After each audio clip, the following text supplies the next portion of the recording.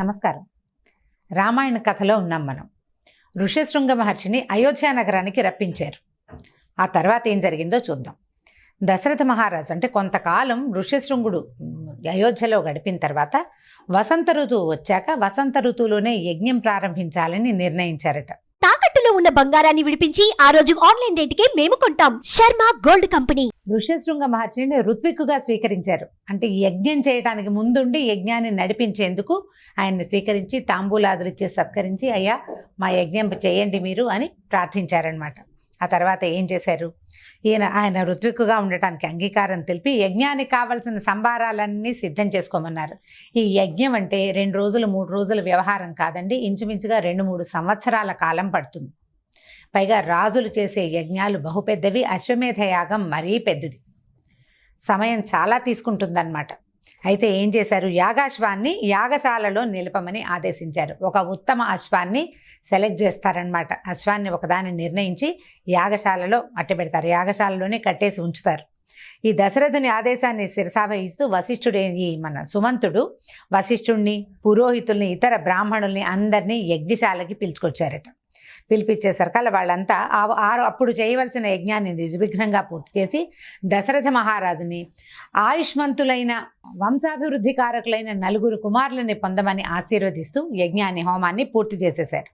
పూర్తి చేసి తమకిచ్చిన దక్షిణలో కానుకలు స్వీకరించి ఇళ్లకు వెళ్ళిపోయారు.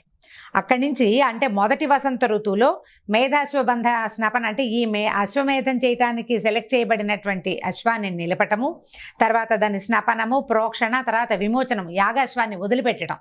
అది భూమండలం అంతా తిరిగి వస్తుందన్నమాట. మంత్రబద్ధం చేసి వదిలిపెడతారట. అది తిరిగి వచ్చిన తర్వాత అక్కడి నుంచి అంటే వదిలిపెట్టిన రోజు నుంచి అది తిరిగి వచ్చేదాకా హోమాలు జరుగుతూనే ఉంటాయి. రాజు మొదట ఈ యజ్ఞాన్ని మొదలు పెడతాడు. పెద్దవాళ్ళందరికీ దక్షిణలు కానుకలు ఇచ్చి వాళ్ళని పంపిస్తాడు. ఈ రెగ్యులర్గా రోజువారీ హోమం చేయడానికి కొంతమంది ఋత్విక్కులు అక్కడ నిలబడే ఉంటారనమాట, అక్కడే ఉంటారు యాగశాలలు.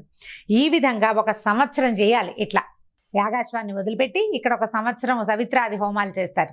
ఆ తర్వాత సంవత్సరం గడిచాక అప్పుడు ప్రధానమైన యజ్ఞ దీక్ష మొదలవుతుందట.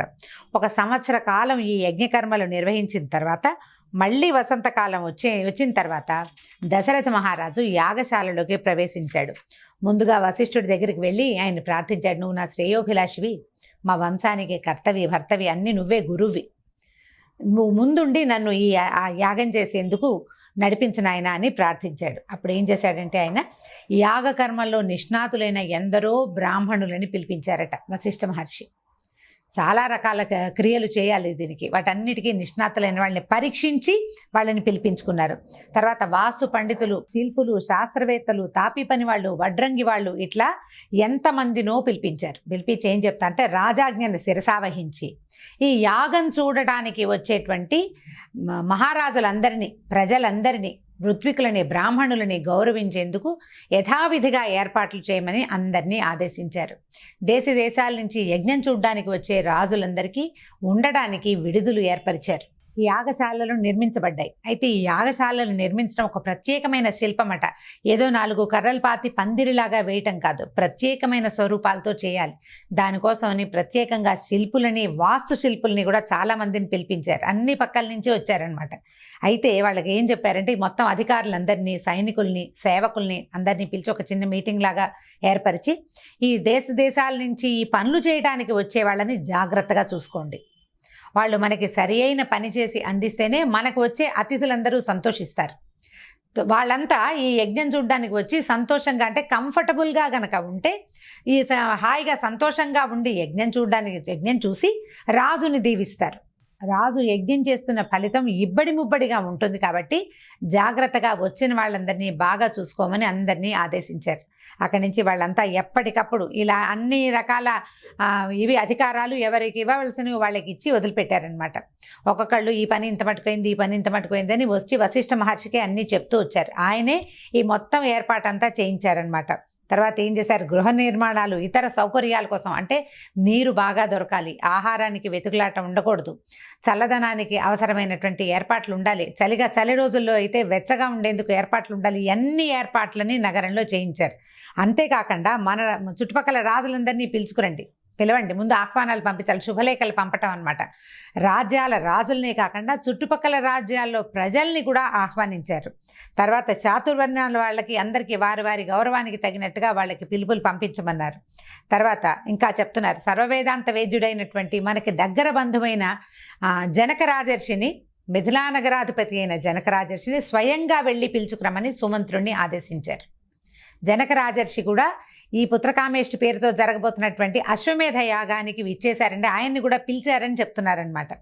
అక్కడి నుంచి మన రాజుకి అత్యంత స్నేహితుడైనటువంటి కాశీరాజును కూడా పిలుచుకురావాలి. తర్వాత ఇక మహారాజు గారంటే అయోధ్యాధిపతి అయిన దశరథ మహారాజు మావగారు అయినటువంటి కైకేయ మహారాజు, కైకేయ దేశరాజు అంటే కైకాదేవి యొక్క తండ్రి, ఆయన్ని పిలవాలి. ఆయన కుటుంబాన్ని స్వయంగా వెళ్ళి తీసుకురావాలి. అంగరాజ్యాధిపతి మహాభాగ్యశాలి మా ఋష్యశృంగుల వారికి సాక్షాత్తు మావగారు అయినటువంటి రోమపాద మహారాజును కూడా స్వయంగా దగ్గరుండి పిలిపించి ఆయన యజ్ఞంలో భాగస్వాములు అయ్యేందుకు వాళ్ళందరికీ ఆహ్వానాలు పంపించమన్నారు. తర్వాత ఇంకా అన్ని దేశాల వాళ్ళకి పేరు పేరున శుభలేఖలతో పాటు దూతలని పంపించారు. తర్వాత మన హితులు, స్నేహితులు, శ్రేయోభిలాషులు అందరికీ ప్రత్యేకమైన ఆహ్వానాలు పంపించమని చెప్పి ఆహ్వానితులంతా వచ్చారా లేదా, వాళ్ళకి సరైన ఏర్పాట్లు జరుగుతున్నాయా లేదా అన్నీ చూసుకోమని సుమంత్రుణ్ణి వశిష్ఠ మహర్షి ఆదేశించారు. ఈ ప్రతి వాళ్ళకి చెప్తున్నారనమాట, ఎక్కడైనా ఉద్యోగులకి కానీ, సేవకులకి కానీ, రాజప్రతినిధులకు కానీ ఏదైనా ఇచ్చేటప్పుడు, ఏదైనా సమర్పించేటప్పుడు అనాదరంతో చేయొద్దు, సక్రమంగా చేయండి. ఎందుకంటే ఏ వస్తువైనా ఇచ్చేటప్పుడు గనక దోషం జరిగితే ఆ దోషం దాతకి అంటుతుంది, అంటే ఆ దోషం మహారాజుకి వస్తుంది. కాబట్టి అత్యంత శ్రద్ధతో చేయండి. ఇది మన దేశ అభ్యున్నతి కోసం చేస్తున్న యాగం కాబట్టి ప్రతి ఒక్కళ్ళు బాధ్యతాయుతంగా ప్రవర్తించమని వశిష్ఠ మహర్షి అందరికీ పేరు పేరున తెలియజేశారు.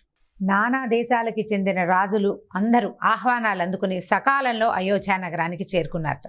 వశిష్ఠ మహర్షి దశరథ మహారాజు దగ్గరకు వచ్చి ఏర్పాట్లన్నీ సక్రమంగా అయినాయి, ఆహ్వానితులంతా వచ్చారు, వాళ్ళందరికీ చక్కటి వసతులు కల్పించాము, అందరూ సంతృప్తులుగా ఉన్నారు.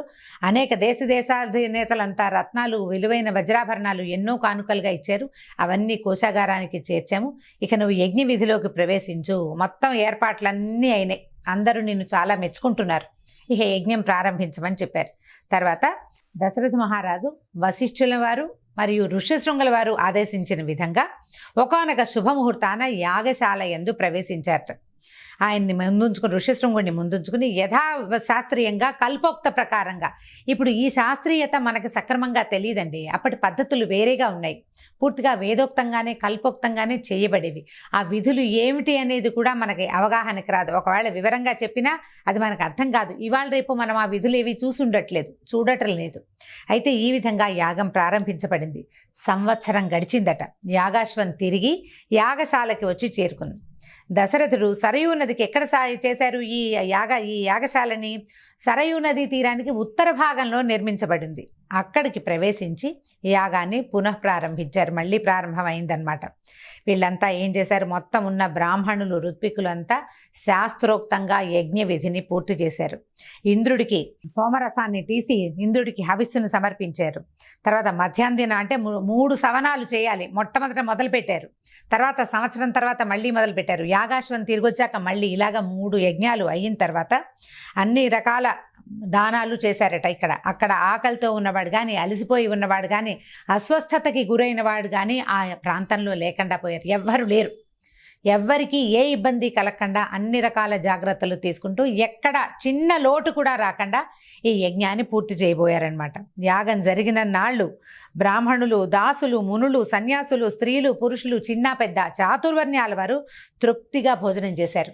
అందరికీ అన్ని రకాల దానాలు చేయబడ్డాయి అన్నమాట. వండిన వంటలన్నీ రాసులుగా పోసారట. ఈ పర్వతాకారంలో పోసిన రాసుల నుంచి అన్నదానం విరివిగా చేశారట. వచ్చిన వాళ్ళంతా భోజనాలు చేసి అన్నదాత సుఖీభవాన్ని దశరథ మహారాజుని విపరీతంగా దీవించారు.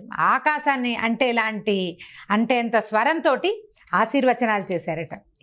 తర్వాత ఒక్కొక్కటి అంటే మధ్యలో ఈ యాగంలో ఈ కర్మలు ఫినిష్ అయిపోగానే మళ్ళీ రెండో కర్మ ప్రారంభించడానికి కొంత అవకాశం ఉంటుంది, ఖాళీ వస్తుంది. ఆ మధ్యలో పండిత గోష్ఠి జరిగేది. పాండిత్యాన్ని ప్రదర్శించేవాళ్ళు, కొందరు హాస్యాన్ని ప్రదర్శించేవాళ్ళు, కొందరు ఏదో చిన్న పొన్న అలా క్రియలు జరుగుతూ ఉండేవన్నమాట. వాద వివాదాలు జరుగుతుండేవి. మళ్ళీ కర్మలు ప్రారంభంగానే అన్నీ సద్దుమణిగిపోయేవి. విపరీతమైన కార్యక్రమాలు జరిగినాయి అనమాట. ఎన్నో క్షణం ఖాళీ లేకుండా హోమము కార్యక్రమము, మళ్ళీ హోమం మళ్ళీ కార్యక్రమం చొప్పున అట్లా సందడిగా హడావిడిగానే ఈ యాగశాల అంతా నిండి ఉండేదట. ఇది మొత్తం యాగం చివరికి వచ్చేసరికల్లా యూపస్తంభాలు అని నాటుతారు. ఈ యాగ విధి అయిన తర్వాత చివరికి వచ్చేసరికల్లా యూపస్తంభాన్ని నాటండి. ఎక్కడైతే యూపస్తంభాన్ని నాటపడి ఉంటుందో అక్కడ పైనుంచి దేవతలు తృప్తి చెంది చూస్తారట. 21 యూపస్తంభాలని నాటారట మొత్తం. ఈ స్తంభాలన్నీ ఒక్కొక్క స్తంభము ఒక్కొక్క రకపు కర్రతోటి చేస్తారట. ఎలా లెక్క ఉంది కూడానండి. 6 మారేడు కర్ర, 6 చండ్రకర్ర, 6 మోదుగ కర్రలు, 1 శ్లేష్మాత వృక్ష కర్ర, 2 దేవదారు కర్రతోటి చేయబడతాయట. ఈ 21 యూప స్తంభాలని ఎలా నాటుతారంటే వాటిని పైనుంచి చూస్తే సప్తర్షి మండలాకారంలో కనపడేలాగా నాటుతారు.